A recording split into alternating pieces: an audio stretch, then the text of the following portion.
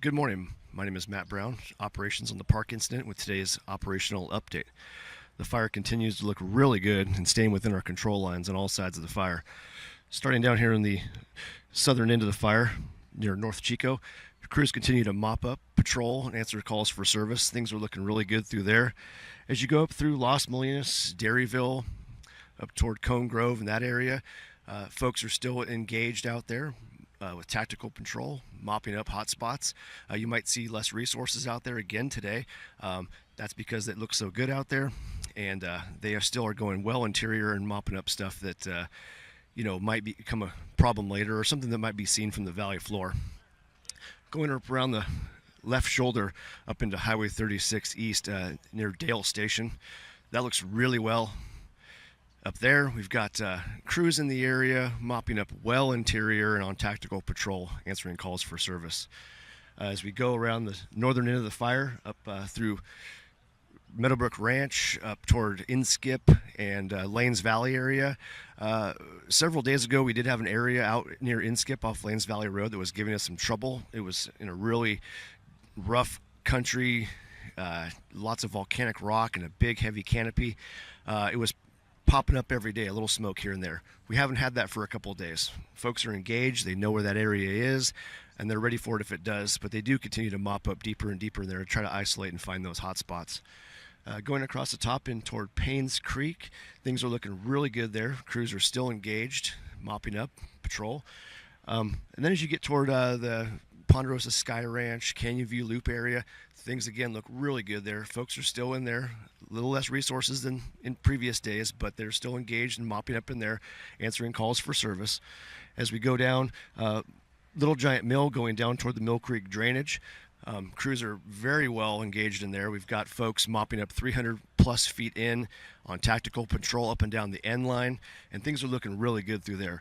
We did have a couple of isolated green islands kind of to the south of Mill Creek that torched off yesterday. They produced a little bit of smoke that was seen from different areas on the fire, all well interior, all within our control lines, and they were no issue. Moving up from the Mill Creek drainage toward the community of Mill Creek and Mineral, that's where a majority of our efforts are being conducted. And things are looking really good in there. We've got lots of folks in there doing heavy mop-up, going deeper and deeper interior with that mop-up to really secure that line down through that rough, rugged country. As you get through Mineral, we've got a couple areas through a big meadow there that things are looking good. There's still some smokes in there, and as we get more and more resources surging toward those areas, they're really going deeper, mitigating those smokes, and really trying to get that buttoned up.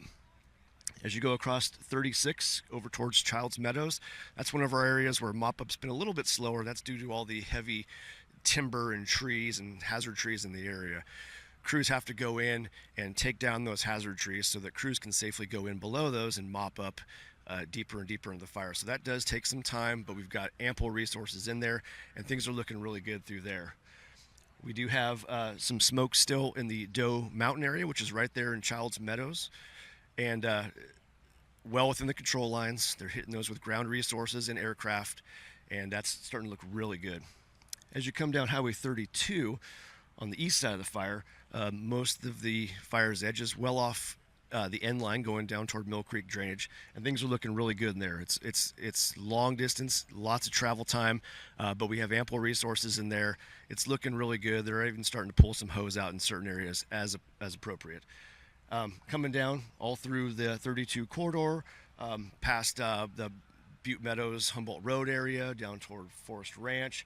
Again, things look really good. You'll see less resources there. They're in on a tactical patrol, mopping up anything that they see come up and answering those calls for service so that the folks that have been repopulated feel safe and comfortable that the fire is not going to do anything down there.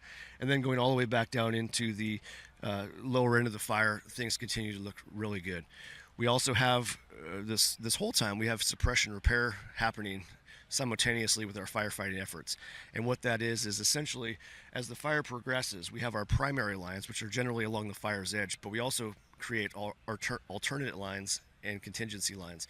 And what those are is, if we aren't able to hold our primary line on the fire's edge, we have a known fallback line.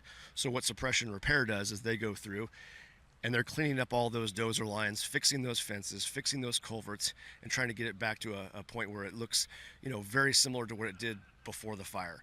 So it's a lot of cleanup efforts, and that's happening throughout the fire, basically from the areas that are in a better position, and we're not going to use those lines, and they're working their way around. As they go from the valley floor up toward the heavy timber, that does become a little more labor intensive due to the terrain and the fuels they're working with, but we've got a lot of resources out there, and they're trying to get that back to how it looked before as best they can. Thank you. Have a great day.